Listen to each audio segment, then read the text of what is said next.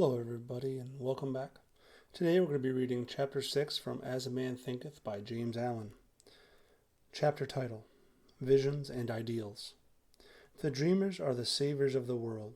As the visible world is sustained by the invisible, so men, through all their trials and sins and sordid vocations, are nourished by the beautiful visions of their solitary dreamers. Humanity cannot forget its dreamers. It cannot let their ideals fade and die. It lives in them. It knows them as the realities which it shall one day see and know. Composer, sculptor, painter, poet, prophet, sage. These are the makers of the afterworld, the architects of heaven.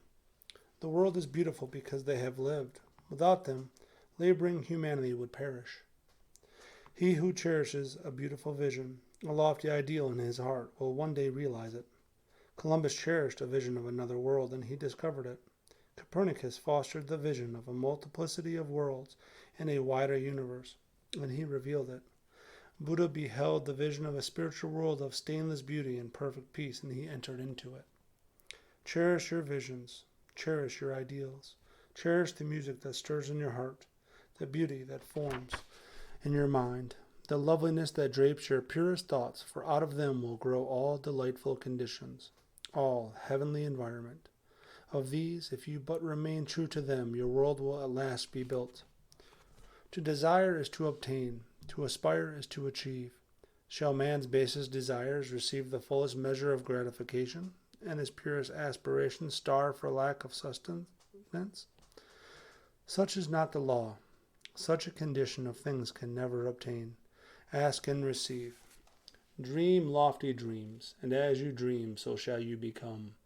Your vision is the promise of what you shall one day be. Your ideal is the prophecy of what you shall at last unveil. The greatest achievement was at first and for a time a dream. The oak sleeps in the acorn, the bird waits in the egg, and in the highest vision of the soul a waking angel stirs. Dreams are the seedlings of reality. Your circumstances may be uncongenial, but they shall not long remain so, if you but perceive an ideal and strive to reach it. You cannot travel within and stand still without. Here is a youth hard-pressed by poverty and labor, confined long hours in an unhealthy workshop, unschooled and lacking all the arts of refinement. But he dreams of better things. He thinks of intelligence, of refinement, of grace and beauty. He conceives of, mentally builds up, an ideal condition of life, the vision of a wider liberty and a larger scope to take possession of him. Unrest urges him to action, and he utilizes all his spare time and means, small though they are, to the development of his latent powers and resources.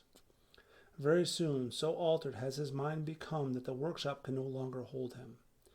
It has become so out of harmony with his mentality that it falls out of his life as a garment is cast aside, and with the growth of opportunities which fit the scope of his expanding powers, he passes out of it forever. Years later, we see this youth as a full-grown man. We find him a master of certain forces of the mind, which he wields with worldwide influence and almost unequaled power.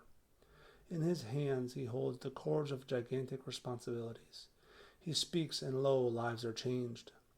Men and women hang upon his words and remold their characters, and sun-like he becomes the fixed and luminous center around which innumerable destinies revolve.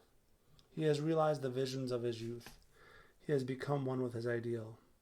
And you too, youthful reader, will realize the vision, not the idle wish of your heart. Be it base or beautiful or a mixture of both, for you will always gravitate toward that which you secretly most love. Into your hands will be placed the exact results of your thoughts. You will receive that which you earn, no more, no less. Whatever your present environment may be, you will fall, remain, or rise with your thoughts, your vision, your ideal. You will become as small as your controlling desire, as great as your dominant aspiration. In the beautiful words of Stanton Kirkham Davis, quote, "You may be keeping accounts, and presently you shall walk out of the door that for so long has seemed to you the barrier of your ideals, and shall find yourself before an audience, the pen still behind your ear, the ink stains on your fingers, and then and there shall pour out the torrent of your inspiration. You may be driving sheep, and shall wander to the city bucolic and open-mouthed, shall wander under intrepid guidance of the Spirit into the studio of the Master, And after a time he shall say, I have nothing more to teach you. And now you have become the master, who did so recently dream of great things while driving sheep. You shall lay down the saw and the plane to take upon yourself the regeneration of the world. End quote. The thoughtless, the ignorant, and the indolent, seeing only the apparent effects of things and not the things themselves, talk of luck, of fortune, and chance. Seeing a man grow rich, they say, how lucky he is. Observing another man become intellectual, they exclaim how highly favored he is. And noting the saintly character and wide influence of another, they remark how chance aids him at every turn.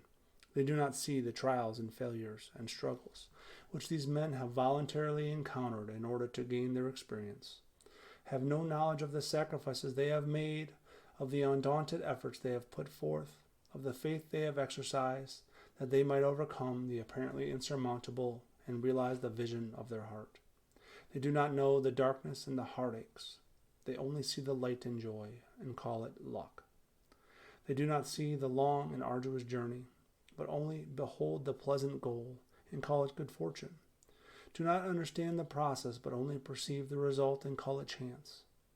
In all human affairs, there are efforts and there are results, and the strength of the effort is the measure of the result. Chance is not. Gifts, powers, material, intellectual, and spiritual possessions are the fruits of effort. They are thoughts completed, objects accomplished, visions realized. The vision that you glorify in your mind, the ideal that you enthrone in your heart, this you will build your life by. This you will become. Thank you, everybody, for listening. I look forward to speaking with you next time. Have a wonderful and amazing day.